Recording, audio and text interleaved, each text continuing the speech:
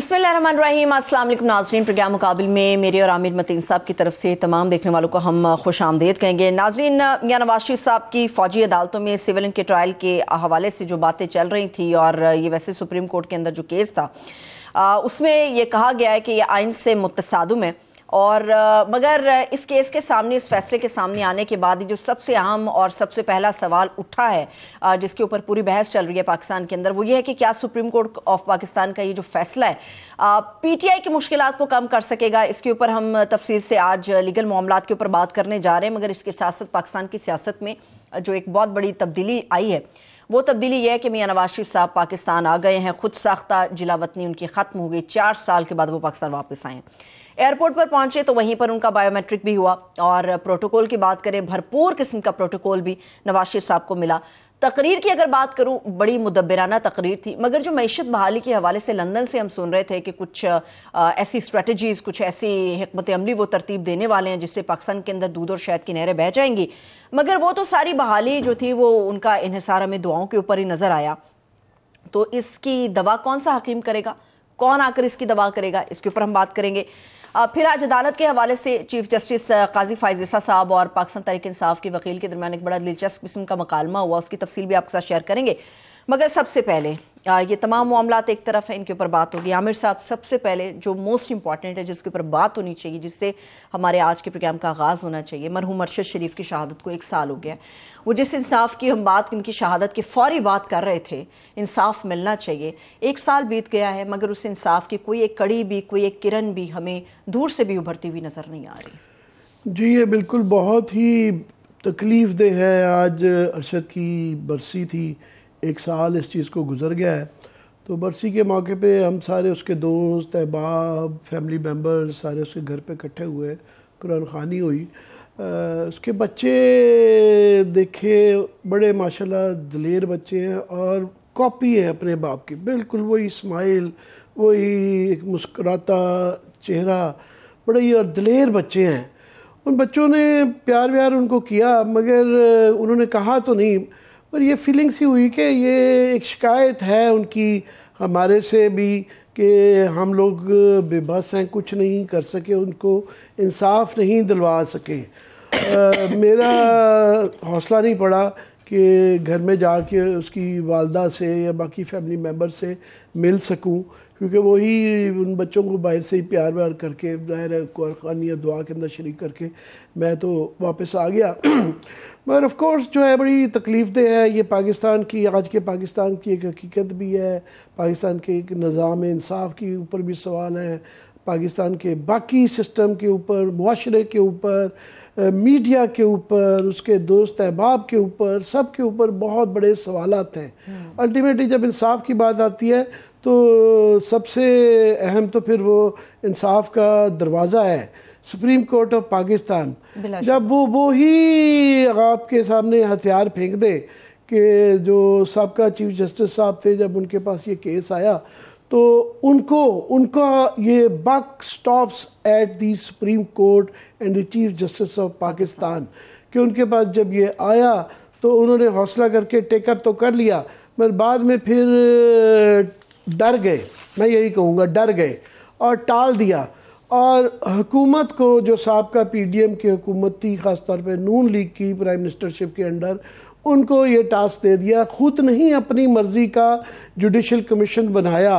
आप देखें ना, और कई चीज़ों में बनाते रहे, पैनमा में बना और चीज़ों में बना, मगर उसमें खुद नहीं बनाया। उनसे कहा, उस गवर्नमेंट से कहा कि आप एक कमीशन बनाएं जिसकी पता था, जिनकी तरफ से, जो जैसे राना सनाउल्लाह साहब की तरफ से बयानात आए हुए थे कि नहीं जनाब उनकी जान को तो खतरा नहीं था, वो पता नहीं यहाँ से क्यों चले गए।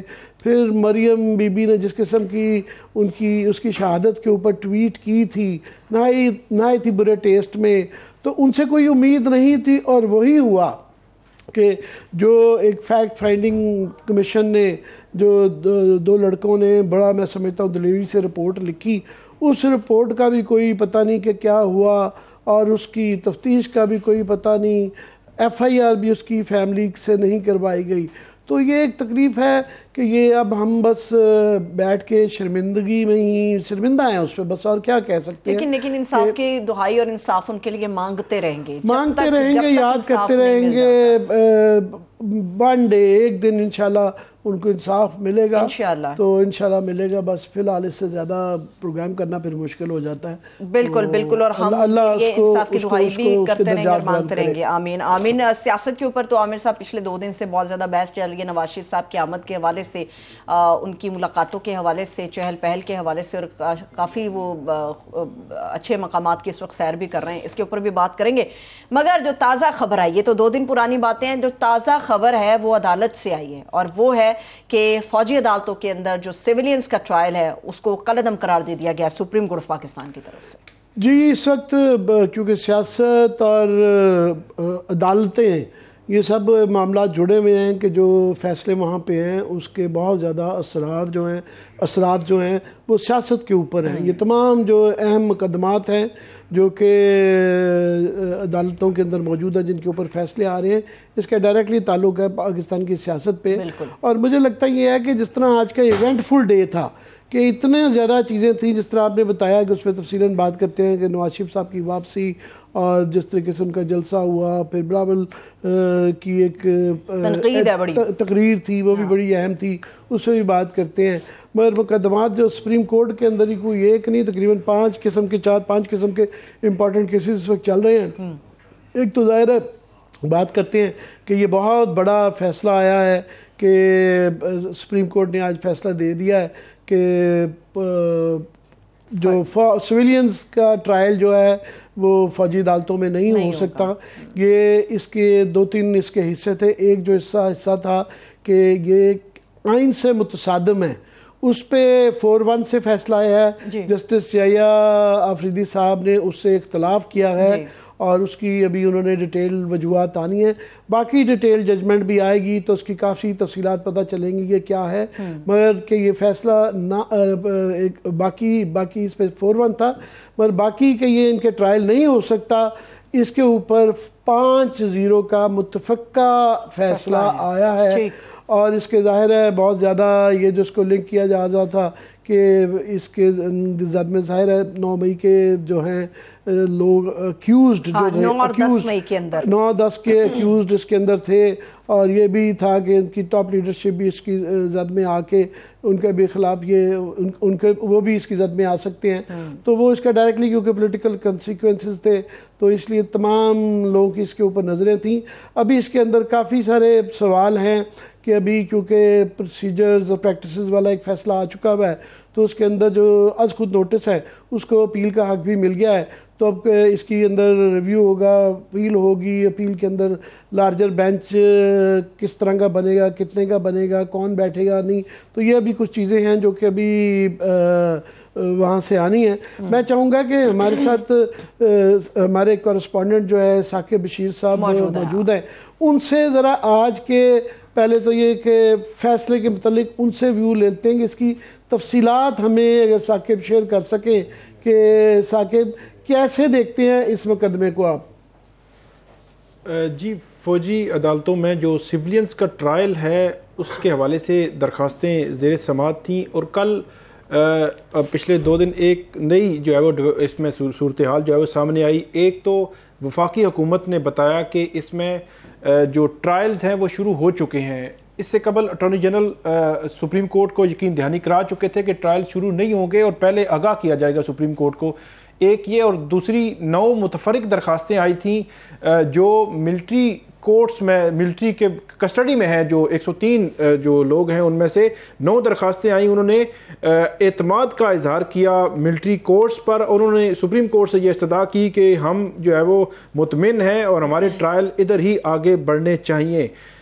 ان دونوں معاملات پر آج جیسے ہی سماعت شروع ہوئی تو جو پٹیشنرز تھے انہوں نے یہ پوائنٹ اٹھایا، لیکن جو بینچ تھا بظاہر وہ کہیں نہ کہیں ذہن میں تھا کہ آج اس معاملے کو ہم نے کنکلوڈ کرنا ہے. تو اس لیے انہوں نے یہ جب جیسے ہی پوائنٹ اٹھایا کہ ٹرائل شروع ہو چکے ہیں سپریم کورٹ یقین دہانی کے باوجود، تو انہوں نے کہا کہ آج صرف ہم اٹارنی جنرل کو سنیں گے. 1 گھنٹے میں اٹارنی جنرل کو کہا کہ آپ بات کریں، اور ساتھ ہی جو 9 درخواستیں تھیں انہوں نے کہا کہ ان درخواستوں کا اس کے ساتھ کوئی تعلق نہیں ہے، اور اس کو بنیادی طور پر اگر آپ یہ کہیں تو ان کی استدعائیں جو ہے وہ انہوں نے مسترد کی سپریم کورٹ کے بینچ نے. اور اس کے بعد اٹارنی جنرل آئے. اٹارنی جنرل نے بہت زیادہ کنونس کرنے کی کوشش کی. جب سماعت ہو رہی تھی تقریباً 1 یا 1.5 گھنٹہ, تو اسی دوران جو کویسچنز تھے جسٹس عائشہ ملک, جسٹس اعجاز الاحسن, ان کی جانب سے جو کویسچن سوالات آ رہے تھے, اس میں سب سے بڑا سوال تو یہ تھا کہ فیئر ٹرائل اور ڈیو پروسیس جو آرٹیکل 10A ہے اس کے تحت جو تقاضے ہیں وہ پورے کرنے ہوتے ہیں. جو سیولینز کا جو ٹرائل ہے اس پر کنونس کرنے کی انہوں نے کوشش کی اٹارنی جنرل نے کہ جو فوجی تنصیبات ہیں ان کو نشانہ بنایا گیا, یا اس قسم کا جو ایکٹ ہے سیولینز کا یہ بنیادی طور پر اسی آرمی ایکٹ کے تحت ان کا ٹرائل ہونا ہے. جو بنیادی گراؤنڈ تھی جس پہ یہ اٹارنی جنرل صاحب اس کو کہہ رہے تھے کہ یہ سویلینز کا ٹرائل فوجی عدالتوں میں ہونا چاہیے, ان کی بنیادی گراؤنڈز کیا تھیں؟ اس میں سب سے بڑی بنیادی گراؤنڈ تو ان کی یہی تھی, کیونکہ یہ سوال جو فیئر ٹرائل کا آ رہا تھا تو وہ اسی پہ ہی کنونس کر رہے تھے کہ وہاں پہ ایک تو جتنی بھی جو ملٹری کورٹس میں ٹرائل ہوں گے اس ٹرائل کے جو فیصلے آئیں گے ان میں مکمل ڈیٹیل ریزننگ ہوگی. ڈیٹیل ریزننگ میں ذکر کیا جائے گا کہ کس پر کیا ایلیگیشن تھا, اس میں کیا ثبوت تھا اور کیا فیصلہ جو ہوا ہے. جو سب سے بڑا اعتراض جو ہے وہ سیولینز یا پٹیشنرز کی جانب سے سامنے آیا کہ وہ ریزننگ نہیں دی جاتی. پھر انہوں نے کہا کہ وہ جو وکلا کی ایکسیس ہے یا اپنی مرضی کا کوئی وکیل جو ہے وہ کرنا چاہے تو وہ وکیل کر سکتا ہے اور اپنے کیس کی پیروی ایک پراپر طریقے سے جس طرح سیولینز کی عدالتوں میں ہوتی ہے اسی طرح وہ پراپر طریقے سے وہ پیروی بھی کر سکے گا اور یہ فیسلٹی اس کو دی جائے گی. اور اس کے علاوہ اپیلز کا بھی جو آبجیکشن تھا کہ جی ہائی کورٹ اور سپریم کورٹ میں اس کی اپیل نہیں ہے, کیونکہ جی اپیلوں کا بھی حق موجود ہوگا. جی بالکل, انہوں نے بڑا واضح طور پر کہا کہ اپیل کا رائٹ بھی موجود ہوگا کہ جیسے ملٹری کورٹ سے کوئی بھی فیصلہ آتا ہے تو اس فیصلے کو متعلقہ جو ہائی کورٹس ہیں وہاں پہ یہ جو پٹیشنرز ہیں یا وہاں پہ ملزمان ہیں وہ سارے چیلنج کر سکیں گے اور وہ ساری گراؤنڈز لے سکتے ہیں کہ اگر ان کو فیئر ٹرائل نہیں ملا, ان کو سنا نہیں گیا, ان کے خلاف ثبوت کمزور ہیں یا جو فیصلہ کمزور ہے, تو یہ ساری جتنی بھی اس میں جو خامیاں ہیں وہ خامیاں ہائی کورٹ کے سامنے اپیل میں رکھ سکتے ہیں. تو اس لیے ان کا جو ٹرائل ہے وہ ملٹری کورٹس میں ہی ہونا چاہیے اور ان کا فوکس یہ تھا کہ جتنے بھی ملزمان ہیں انہوں نے کہیں نہ کہیں جو فوجی تنصیبات ہیں ان پر اٹیک کیا, ان کے خلاف انہوں نے جو بھی ان کا ایکٹ تھا وہ مکمل طور پر فوجی جو علاقے ہیں ان پر تھا اور اس وقت اور ان پر الزام بھی یہ ہے اور ان پر ثبوت بھی اس حوالے سے ہی ہے.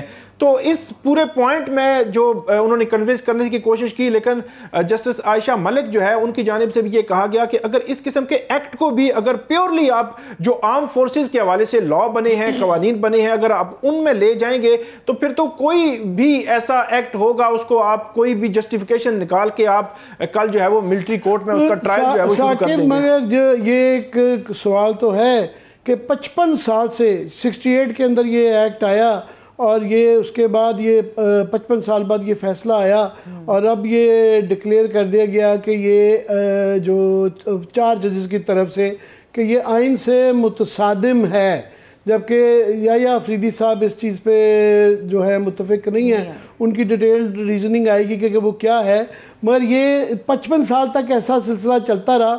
تو اب کیا گراؤنڈز تھیں کہ یہ ایک دم سے فنڈامنٹل رائٹس کی وائلیشن اور یہ آئین سے متصادم ڈکلیئر ہو گیا؟ بظاہر ایسے لگتا ہے کہ کیونکہ ایک بڑی تعداد میں جو لوگ تھے ان کا ٹرائل ہونے جا رہا تھا. اس سے قبل 2018, 19, 20, 21 میں ٹرائل ہوتے رہے ہیں, لیکن 1 یا 2, 3 ان ہوئے ہیں. مطلب بہت ہی ایک لمٹڈ نمبر ہوتا تھا. اگر پچھلے 4-5 سال کا بھی نمبر اگر نکال کے دیکھ لیں تو 8 سے 10 لوگوں کے, اور وہ بھی مختلف اوقات میں جو ہے وہ ٹرائلز ہوتے رہے ہیں. تو پہلی دفعہ ایسے ہو رہا تھا کہ بہت بڑا نمبر جو ہے وہ اکٹھا ان کا ملٹری ٹرائل. کی معافی چاہتی ہوں ثاقب بشیر صاحب اور عامر صاحب آپ سے. اس وقت ماہر قانون بیرسٹر اعتزاز احسن صاحب نے ہمیں جوائن کیا. سر بہت شکریہ آپ کے قیمتی وقت کے لیے. جی چوہدری صاحب بہت بہت شکریہ, آپ نے ہمیں وقت دیا, کیونکہ یہ آپ کے بہاف پہ سلمان اکرم راجہ صاحب نے پٹیشن دی تھی. تو میں ڈائریکٹلی پوچھ لیتا ہوں آپ سے کہ 55 سال تک جو ہے یہ آئین کے متصادم جو نہیں تصور کیا گیا, تو ایک دم سے یہ جس طرح یہ آفریدی صاحب نے اختلاف کیا, تو یہ متصادم آئین سے ہونے کی کیا گراؤنڈز تھیں آپ کی کہ کیوں یہ متصادم ہے آئین سے؟ اس میں دیکھیں پہلی تو بات یہ ہے کہ یہ نہیں کہ 50 سال سے یا 55 سال سے اس کو کوئی ایگزامن نہیں کیا گیا. اس کو ایگزامن کیا گیا ہے. وہ جو 76 آپ لیتے ہیں ڈیٹ بنیادی طور پہ وہ ایف بی علی کے مقدمے کے بعد کی ہے. اس میں یہ اتنا ایشو نہیں تھا. اس میں ایشو 62(1)(d) کا ایشو تھا ایک حد تک, پر پرائمریلی وہ کنسپریسی تھی between amongst the military army men only. F B Ali, colonel Aleem Afridi, colonel Atiq, brigadier Atiq, اس قسم کے وہ سارے تھے. اور ایک آدھا انسپیکٹر ایک تھا, مجھے یاد پڑتا ہے, وہ کہتا تھا میں مصطفیٰ کھر کا غلام ہوں. اور وہ اس میں سمری آف ایویڈنس میں ان کی جو ہوتی ہے کاروائی انکوائری ملٹری کورٹ میں کیس بھیجنے سے پہلے ان سٹیجز پہ وہ نکال دیا گیا تھا.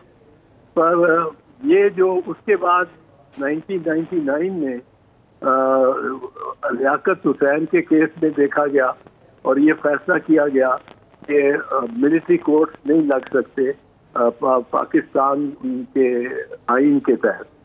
اور اس کے بعد یہ طے ہو گیا, اس کے بعد ملٹری کورٹس نہیں لگے. تا وقت ہے کہ وہ جو تھا وہ جو آرمی پبلک اسکول کا ثانیہ ٹریجڈی جو تھی 16 دسمبر 2014 اور جہاں بہیمانہ طور پہ شہید کیا کچھ دہشت گردوں نے 150 کے قریب ہمارے بچوں کو اور اساتذہ کو, اور تو وہ اور بڑی درندوں کی طرح درندگی سے کیا.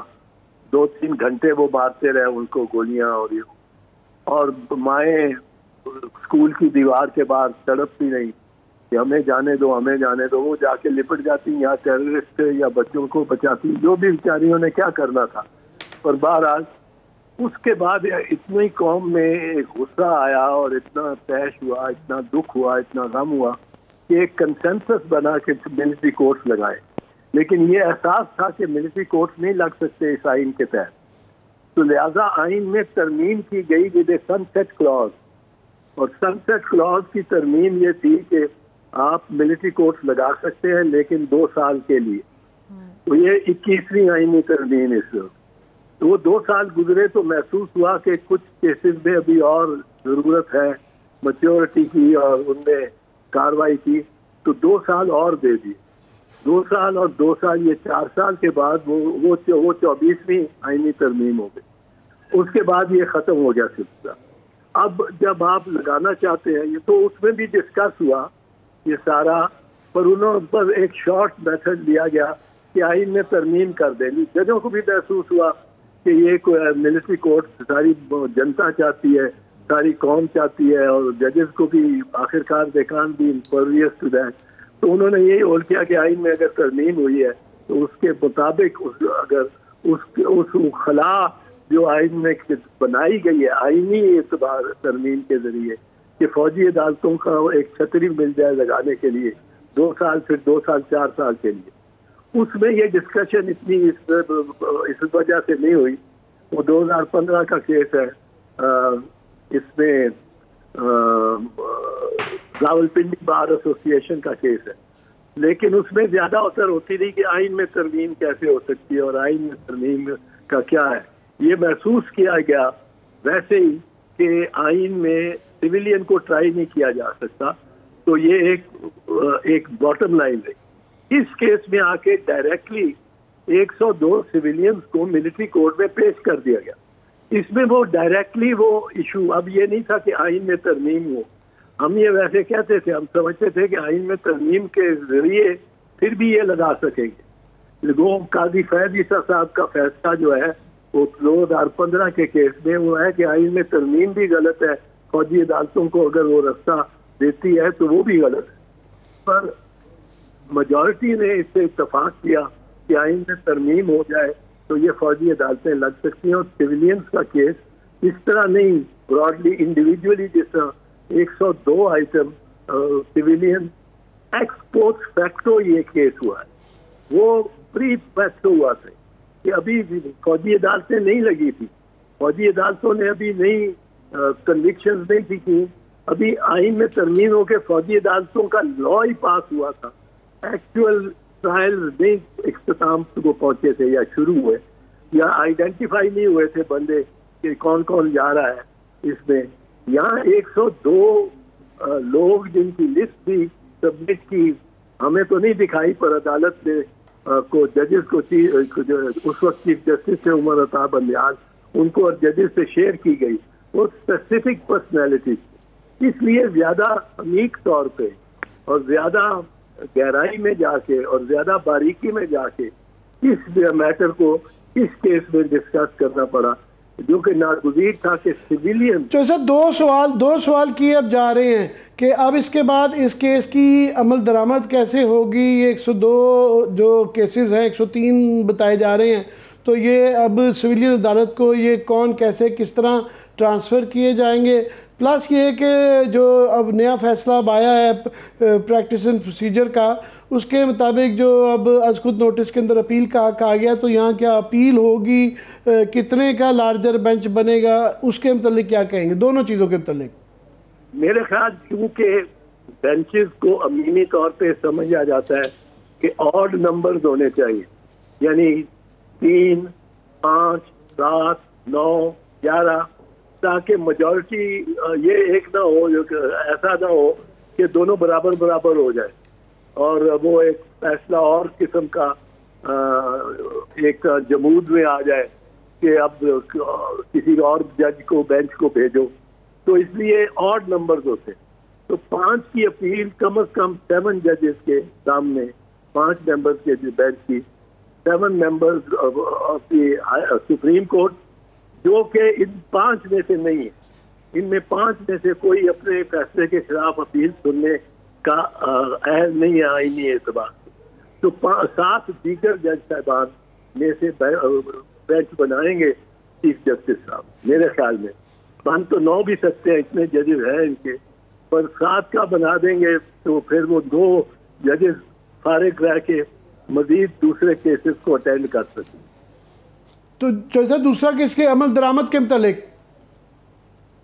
عمل درآمد ہوگا جی، اس پہ عمل درآمد بالکل ہوگا، انلیس کہ جو 7 ممبر بینچ ہے وہ اس ججمنٹ کو امتناعی طور پہ، یعنی انٹرم پیریڈ پہ between the taking season of the appeal اور اس کے فیصلے تک اگر اس کو معطل نہیں کر دیتے تو پھر وہ ہوں گے ٹرائل، وہ ٹرائل رک جائیں گے اگر معطل نہیں کرتے.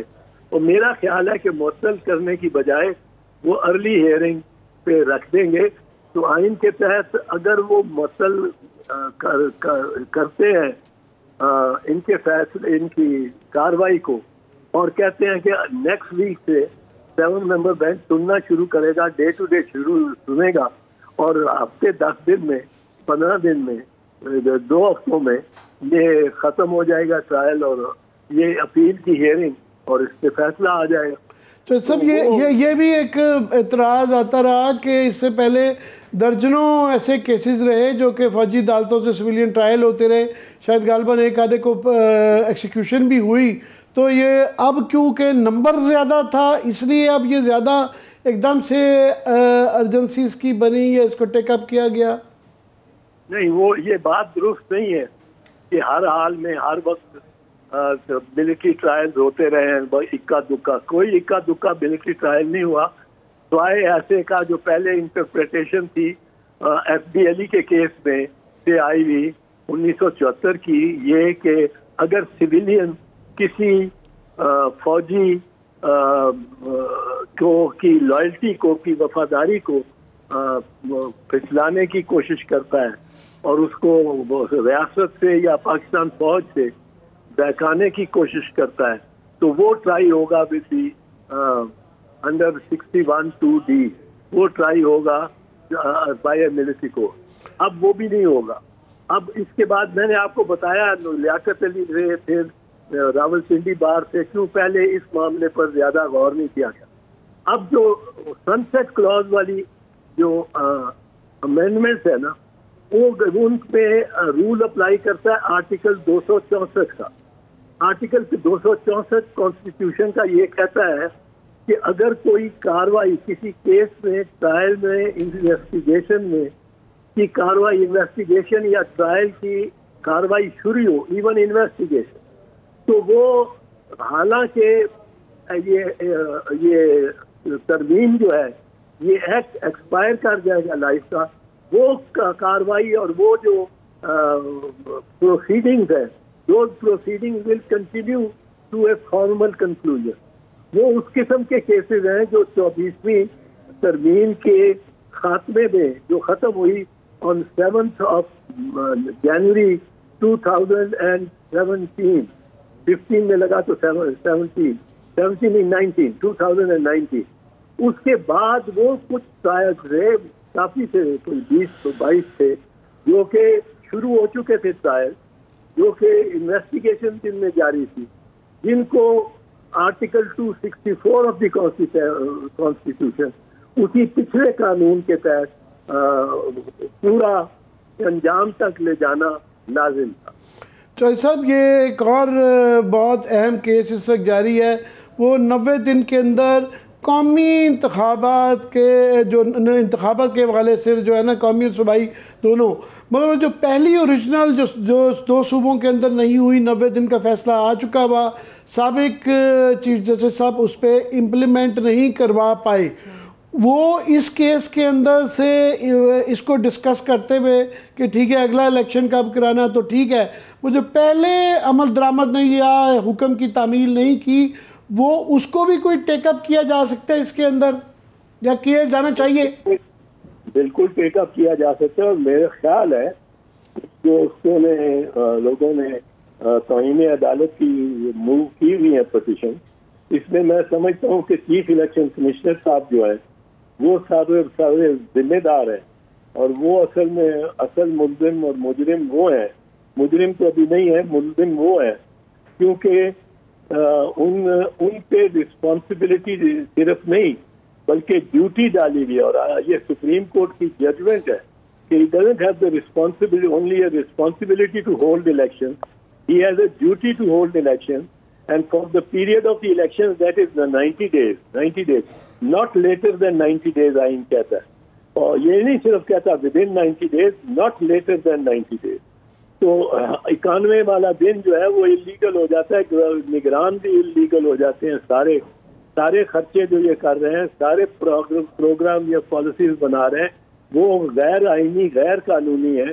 لیکن میں یہ اس پہ واپس جاتا ہوں, جو چیف الیکشن کمشنر ہے اس کی نہ صرف ڈیوٹی ہے ٹو ہولڈ دی الیکشن, تو سپریم کورٹ نے یہ ہولڈ کیا ہوا ہے ود ان 90 days, پر اس پہ یہ بھی ڈیوٹی, اس کا یہ بھی اختیار ہے کہ every executive authority in the country will obey his order, every executive authority. تو آپ سوچیں اصل میں وہ پرائم منسٹر وہ بن جاتا ہے اس دور سے, وہ یہ نگران نہیں بنتے. ایوری ایگزیکٹو اتھارٹی, انتظامیہ ساری, not judiciary, but every executive authority is bound to obey the chief election commissioner and help him, aid him in his function. تو یہ وہ اس نے اختیار ہی نہیں استعمال کیا. وہ پہلے کہتا ہے کہ جی فائنانس منسٹر نہیں دیتا 20 ارب روپے, آپ اس کو کہو حکم دو under article such and such, یہ 222 ہے, 218 ہے, اس میں کے تحت میں آپ کو یہ حکم دے رہا ہوں کہ آپ یہ مہیا کریں 20 ارب روپے. اس کے 2 مہینے بعد وہ 900 ارب روپے دے دیتے ہیں اپنے ایم این اے کو. چودھری صاحب, یہ میں چاہ رہا ہوں کہ ہمارے پاس شاید ٹائم کم ہو, میں نواز شریف صاحب کے کیس کا بات کرنا چاہ رہا ہوں کہ پہلے ایک نئی نظیر بنائی گئی کہ ایک مفرور مجرم کو وہاں پہ نادرا کی ٹیم خود پہنچ کے ان کا وہ بایو میٹرک کروایا گیا, پھر ان کو جلسے کی اجازت دی گئی, اب وہ مری میں بیٹھے ہوئے ہیں. تو آج جو ہے اسحاق ڈار صاحب کی بھی انہوں نے بری کر دیا ہے اثاثوں کے کیس سے, اور کل نواز شریف صاحب نے دوبارہ پیش ہونا ہے. تو واٹ نیکسٹ, کہ اب کیا اس کے بعد وہ ان کو مری کو سب جیل ڈکلیئر کیا جائے گا, جیل جائیں گے؟ قانون کیا کہتا ہے؟ قانون اب کیا کہتا ہے اس معاملے میں؟ تو قانون ردی کی ٹوکری میں پڑا ہے, اس نے کیا کہنا ہے؟ وہاں سے چیخے مار رہا ہے اور کیا کر رہا ہے. آپ نے کبھی سوچا ہے کہ ایک مجرم کو آپ ملک سے باہر کسی نے اجازت دی ہے جانے کی, جیل میں سے جانے کی؟ پیبل تو وہی اجازت نہیں ہو سکتی. پھر وہ اگر کسی ہائی کورٹ کے آرڈر کے تحت وہ کہتے ہیں گیا تو ہائی کورٹ نے 50 روپے کے ایفیڈیوٹ لے کے شہباز شریف سے, کوئی شیورٹی بھی نہیں, شیورٹی ہوتی ضامن کہتا ہے اگر یہ نہیں آئے گا تو یہ میرے 10 کروڑ کا مکان ہے اور یہ میری 4 کروڑ کی دکان ہے, یہ میں رکھتا ہوں, یہ آپ لے ضبط کر لیجئے گا اگر نہ آیا نواز. یہ 50 روپے کے اسٹیمپ پہ صرف لکھ کے ایک ایفیڈیوٹ دے کے, اور بعد میں پرائم منسٹر بھی بن گئے جنہوں نے گارنٹی دی ہوئی تھی کہ بھائی مفرور نہیں ہوگا. اور بھائی جا کے وہ ساری جو شیورٹیز دے کے اللہ کے فضل سے روح بصیرت ہو کے فوراً, اور ماشاءاللہ ان کو عمر دراز ہو, وہ چراتے رہے سارے پاکستانیوں کو, ٹی وی پہ آ کے خطاب وہاں سے کرتے رہے گجرانوالہ کے جلسے اور جلسوں میں, اور خوب دھمکیاں بھی دیتے رہے, سب کچھ کرتے رہے. اور اب ان کو جس طرح شاہانہ طور پہ لایا, آپ بھول گئے ہیں کہ لندن میں جو ہائی کمشنر ہے اس نے ان کو روانہ کیا ہے, اس نے سی آف کیا ہے, اور وہ پہلے تو سرنگو وہ ہوا ہے ان کے ساتھ.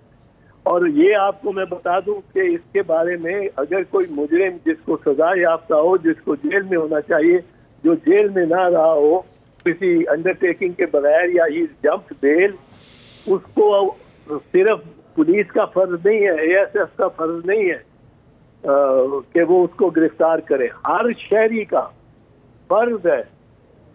216 تعزیرات پاکستان پینل کوڈ کی شک دیکھیں, ہاربرنگ اور facilitating a prisoner who has escape اور رن اوے اور جمپ بیل, اس کو اس پہ اور 7 سال تک کی سزا ہو سکتی ہے. یہ ہائی کمشنر کو ہونی چاہیے, یہ آئی جی پنجاب کو ہونی چاہیے, ڈی آئی جی پنجاب جس نے بھی سلوٹ مارا ہے ان کو, یہ ان کو سب دے آر فیسیلیٹیٹڈ, یہ فیسیلیٹیٹڈ ہیں جو کیمرے کی آنکھ سے آ رہے ہیں اور لیے جا رہے ہیں ان کے ساتھ. اب اس قانون میں اس پہ آپ کا خیال ہے عمل درآمد ہو جائے گا؟ جو میں کہہ رہا ہوں, قانون تو ہے پر عمل درآمد نہیں ہوگا, بالکل نہیں ہوگا, ہرگز نہیں ہوگا. قانون تو ردی کی ٹوکری میں بیٹھا سسکیاں لے رہا ہے, اور وہ کبھی کبھی چیخ چلا کے کہتا ہے کہ مجھے بچاؤ مجھے بچاؤ, اور اس کو اور اوپر ردی اور پھینک دیتے ہیں.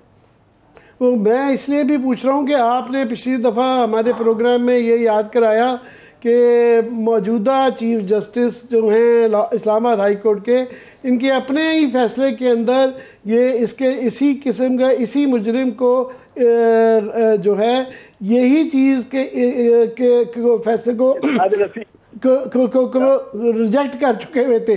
کل ان کے پاس شاید غالباً دوبارہ پیش ہونا ہے نواز شریف صاحب نے, تو اب کیا کریں گے ان کو؟ خبر نہیں کیا کریں گے جی, کوئی تاج پہ بٹھائیں گے, تخت پہ بٹھائیں گے بنا کے. میں تو سمجھتا ہوں کہ ہائی کورٹ نے بہت بخیلی کی ہے. میرا تو خیال تھا, مجھے یہ پتہ لگا تھا کہ مجھے پہلی اطلاع ملی تھی کہ 24 اکتوبر 2024 تک ان کو پروٹیکٹیو بیل دے دی گئی. اگر آپ 24 اکتوبر 2023 تک دے سکتے ہیں تو ظاہر ہے آپ 24 اکتوبر 2024 تک بھی دے سکتے ہیں, کیونکہ 1 گھنٹہ بھی اگر کر سکتے ہیں تو 1 دن بھی ٹھیک ہے, پھر 1 ہفتہ بھی ہو سکتا ہے, پھر 2 سال بھی ہو سکتا ہے. تسنائی قرار دے دیں ان کو جیل. بہرحال اس کا مطلب یہ ہے کہ جب آپ جیسا وکیل جو ہے 50 سال کی پریکٹس کے بعد یہ کہہ رہا ہے کہ قانون کو ردی کی ٹکڑی اس کے اندر باسکٹ کے اندر پھینک دیا گیا ہے, مگر بہرحال ہم کیا جسارت کرتے وقت بھی عدالتیں ہیں, ان کے فیصلے ہیں, تو کل دیکھتے ہیں کہ کیا ہوتا ہے. بہت بہت شکریہ چودھری صاحب آپ کے وقت دینے کا. تھینک یو سو مچ. ابھی عامر صاحب بریک پہ جانا ہے. تو بریک کی طرف چلتے ہیں، ابھی بریک کی طرف چلتے ہیں. پھر یہ باقی بھی اور بھی کیسز ہیں، اور نواز شریف صاحب کا جلسہ جو 2 دن پرانا ہے. سیاست بھی بہت ساری ہے. ہاں سیاست بھی بہت ساری ہے، جلسے پہ بات بھی کرنے کے لیے بہت کچھ ہے، اور پھر عدالتوں پر بات کرنے کے لیے کیسز بھی بہت سارے. بریک سے واپس آ کے کنٹینیو کریں گے. Stay with us.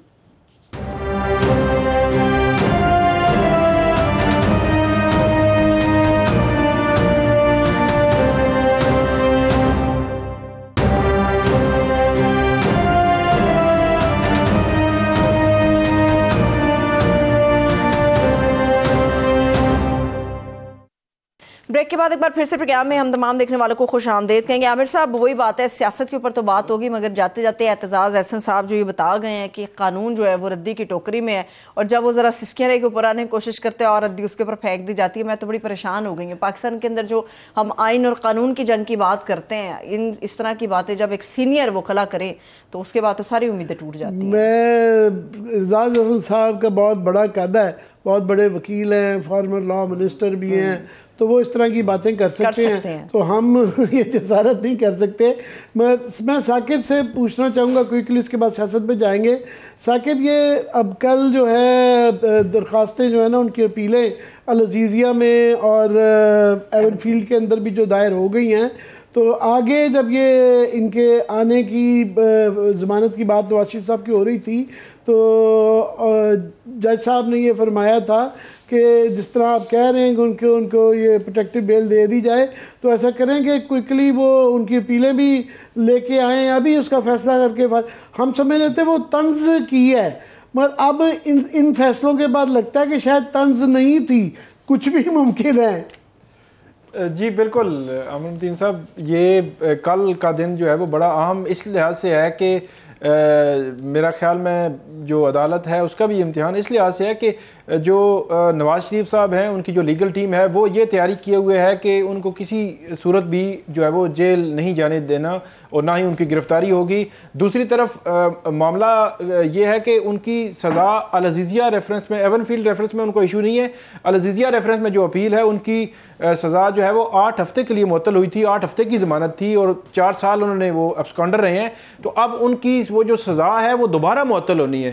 تو یہاں پہ جو اسی جو بینچ 1 ہے یہاں پہ اسلام آباد ہائی کورٹ کا، وہاں پہ جو چیئرمین پی ٹی آئی ہیں ان کی درخواست آئی توشہ خانہ میں، تو وہاں پہ سردار لطیف کھوسہ صاحب نے پہلی ہیئرنگ پہ جب یہ کہا پہلے دن ہی تو کہ ہماری سزا معطل کر دیں اور اس کے بعد فردر اپیلیں جو ہے وہ ڈیسائیڈ کر لینا. تو اس وقت جو عدالت نے کہا تھا کہ ہم دوسری سائڈ کو سنے بغیر، نوٹس کیے بغیر نہیں کریں گے یہ، اور اس کے بعد 23 دن لگے، دوسرے سائڈ کو سنا گیا اور اس کے بعد فیصلہ ہوا.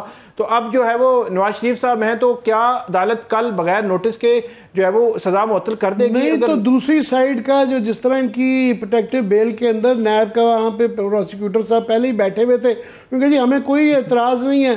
تو دوسری سائڈ تو اس کے اندر جو استغاثہ ہے وہ تو خود وہ نیب ہے، تو وہ نیب دوبارہ آگے کہے گی جناب وہ ہم کوئی ہمیں ثبوت نہیں ملا. جس طرح ڈار صاحب کے اس میں بھی انہوں نے کہا جی ہمارا پہلے وہ اتنا عرصہ ان کو پکڑی رکھا، جیل میں رکھا، ان کے سانسیں تک بک گئے. اب انہوں نے کہا جی ہمارے پاس تو کوئی ثبوت ہی نہیں ہے. تو کل یہ تو اس بات کا تو کبھی امکان ہے. جی بالکل ہو سکتا، یہ بالکل پاسبلٹی ہے، اور یہی ایک رستہ ہے جو نواز شریف صاحب کو بچا سکتا ہے کہ نیب کی پوری پروسیکیوشن ٹیم بغیر نوٹس کے، بغیر ہائی کورٹ کے بلائے وہ وہاں پہ پہلے سے ہی موجود ہو کمرہ عدالت میں. اور جب عدالت پوچھے پچھلی سماعت کی طرح، جب عدالت پوچھے تو وہ کہیں کہ ہم تو ویسے ہی بیٹھے ہوئے تھے، اور بعد میں جا کر روسٹرم پہ ان کا جو پروسیکیوٹر ہے وہ جو کہے تھے ہم تو انڈر انسٹرکشن ہیں کہ ہمیں کوئی اعتراض نہیں ہے، اور آپ جو ہے وہ اگر سزا معطل کر کے ضمانت دے دیں تو ہمیں کوئی جو ہے وہ مسئلہ نہیں ہے. تو یہی ایک رستہ ہے جو ان کی ضمانت یا اس کی سزا معطلی کا کل جو ہے وہ سبب بن سکتا ہے. بہت بہت شکریہ ثاقب آپ کے ہمیں جوائن کرنے کا. اب یہ تو ان کی لیگل تو اتنی جو ایشوز آ گئے ہیں وہ کوئی اتنے میرا خیال اہم نہیں رہ گئے. سیاسی ایشو بھی ہے نا. اب سیاسی ایشو پہ میرا سوال سنیں. سیاسی ایشو پہ ہم یہاں سے شروع کریں گے. نواز شریف صاحب آئے ہیں، جلسہ کیا ہے، کبوتر میں نے گن لیے تھے، بندے کتنے تھے وہ آپ بتائیں گے. کبوتر والا سین ویسے واقعی وہ بڑا میں کہہ رہا ہوں زبردست تھا. کیا جنہوں نے بھی وہ کوریوگرافی جو ہے نا وہ ایکٹر سے کروانا آسان ہے, کبوتر سے کروا لینا بڑا مشکل کام ہے. وہ جو جس طرح ایم جی ایم کی ہے وہ جو شیر دھاڑتا ہے نا, اس کی بڑی سٹوری ہے کہ کس طریقے سے جب اس نے دھاڑا تھا تو سب ڈائریکٹر وغیرہ یہ وہ دوڑ گئے تھے, تو یہ کبوتر سے ایکٹنگ کروا لی انہوں نے. تو اب یہ پتہ نہیں یہ کبوتر کون کون سے اور کبوتر اس ٹوکری میں سے نکلتے ہیں وہ تو دیکھیں گے. مگر میں چاہوں گا کہ پروڈیوسر صاحب ہمیں یہ دکھوا دیں کہ ایک تھا نواز شریف صاحب کا اسکرپٹ کہ انہوں نے ایک منڈیلا ٹائپ گفتگو کرنی ہے, لارجر دین لائف, یکجہتی قوم کو اکٹھا کرنے کا اور پازیٹیو کرنی ہے, کوئی انتقام نہیں لینا. مگر ایک جو ان کی دل کی آواز تھی, یہ دونوں جو ذرا کنٹراسٹنگ تقریر کے حصے ہیں اگر پروڈیوسر صاحب دکھا سکے. میرے دل کے اندر کوئی انتقام کی تمنا نہیں ہے, بدلے کی کوئی تمنا نہیں ہے نواز شریف کے دل میں. دعا ہے اللہ تعالیٰ سے, اللہ تعالیٰ میرے دل کے اندر کبھی بھی کوئی انتقام کا جذبہ نہ لے کے آنا. اے میرے رب, میرے دل میں رتی برابر بھی بدلے کی یا انتقام کی خواہش نہیں ہے. بس تو اس قوم کی تقدیر بدل دے. کون ہے جو ہر چند سالوں بعد نواز شریف کو اس کے پیاروں سے, اس کی قوم سے جدا کر دیتا ہے؟ کون ہے؟ پہلے والے پہ بلیو کرنا ہے یا دوسرے والے پہ کرنا ہے؟ پہلا آپ سکرپٹڈ جو میں کہہ رہا ہوں نا, وہ اتنا سکرپٹڈ تھا کہ وہ لکھا ہوا تھا, وہ باقاعدہ نیچے دیکھ کے تھے اور پھر پڑھ رہے تھے. وہ اتنا ویل سکرپٹڈ تھا کیونکہ یہ سکرپٹ بتایا گیا تھا. مگر نواز شریف کا آپ کریڈٹ کہہ لیں ڈسکریڈٹ رہ لیں کہ ان کے اندر ایک بدلے کی بھاونا ہے, ان کا دل جلا ہوا ہے. تو یہ جو دوسرا انسکرپٹڈ جو جملہ تھا یہ دل سے آواز تھی, اور یہ وہ دبا نہیں سکتے. اندر کا نواز شریف نا وہ جاگتا ہی جاگتا ہے. اور یہ اتفاق نہیں ہے کہ آپ دیکھیں جتنے بھی آج تک الحمدللہ آرمی چیف آئے ہیں, کوئی ایسا چیف نہیں ہے جن کے ساتھ ان کا پھڈا نہیں ہوا, نبھی نہیں ہے کسی کے ساتھ. ابھی ماشاءاللہ ہنی مون چل رہا ہے. مگر یہ جملہ دیکھ کے میں سمجھ سکتا ہوں کافی لوگ پریشان ہوں گے کہ یہ جو سوال کرنا کہ کون ہے جو مجھے جب بھی میں آتا ہوں تو مجھے نکال دیتا ہے, اس کا جواب تو سب کو پتا ہے کون ہے, یہ کس کی طرف اشارہ کر رہے ہیں. تو یہ پھر وہی ہیں جو آپ کو فی الحال بہت آپ کے ساتھ نرم رویہ رکھے ہوئے ہیں. آپ کو لایا گیا ہے, بائیو میٹرک کروایا گیا ہے, کبوتر اڑوائے گئے ہیں, پروٹوکول ملا ہے, مینار پاکستان میں گئے ہیں, اس وقت مری میں بیٹھ کے اعلیٰ قسم کی جو ہے نا کڑائی گوشت غالباً کھا رہے ہوں گے. تو یہ اس کے بعد یہ سوال کرنا کہ کون ہے جو کہ مجھے اس پہ بار بار جو ہے اس پہ سے نکال دیتا ہے. سو یہ وہی مجھے کیوں نکالا, گھوم پھر کے آ گیا نا, وہیں پہ آ گیا, وہ ٹرم تھوڑی سی بدل گئی. وہ بالکل انہوں نے کہا کوئی بدلا نہیں, کوئی کچھ نہیں, کوئی وہ نہیں. مگر وہ کون ہے, مگر وہ یہ جا نہیں سکتی ہے. جتنا ہنی مون والے جملے پہ مجھے اعتراض ہے. ہنی مون صرف 3 مہینے کا ہے, وہ 5 سال کا پورا پلان لے کر آئے. اینی ہو آگے بڑھتے ہیں. جلسے کی ہم بات کر رہے تھے, اتنے خوابے تھے عامر صاحب, طرح طرح کے لوازمات تھے, لاہور ہی نہیں تھے. جی یہ میں تو کیونکہ لاہور میں نہیں گیا, مگر میں اخباروں کی خبریں پڑھ رہا تھا کہ ڈان جیسا معتبر اخبار ہے, انہوں نے لکھا ہوا تھا, اور لاہور سے بھی ہمارے دوست بتا رہے ہیں کہ لاہور کی سڑکوں گلیوں میں جو ہوتا ہے نا کہ جلوس امٹ کے جا رہے ہوتے ہیں چھوٹے چھوٹے بڑے بڑے, وہ نظر نہیں آیا. لاہور میں پتہ ہی نہیں چل رہا تھا کہ مینار پاکستان میں اتنا بڑا کٹ. ہاں ہائی ویز بند تھیں, موٹر وے بند تھی, اور اس میں کوئی شک نہیں ہے کہ یہ کہہ دینا کہ جو ہمارے یہاں یہ ہوتا ہے کہ اتنا پولرائزڈ ہو گیا کہ اتنے بڑے جلسہ, ایک بہت بڑا مناسب جلسہ تھا, بہت زیادہ لوگ تھے. ہاں یہ کوشچن آ رہا ہے کہ لاہور بہرحال ان کا پنجاب کا دل اور ان کا گڑھ جو قلعہ جو ہے وہ لاہور ہے. لاہور میں آپ دیکھیں انہوں نے 30-40 سال جو ہے لاسٹ جو میرے خیال پیپلز پارٹی نے 2-4 سیٹیں نکلوائی تھیں وہ 1993 میں نکالی. 30 سال پہلے 4-5 سیٹیں لے پائے تھے, اس کے بعد سے پیپلز پارٹی کو ایک سیٹ نہیں ملی. اور ابھی حال ہی میں جو بائی الیکشن ہوئے ہیں یہ لاہور سے ان کی آدھی سے بھی کم سیٹیں رہ گئی ہیں.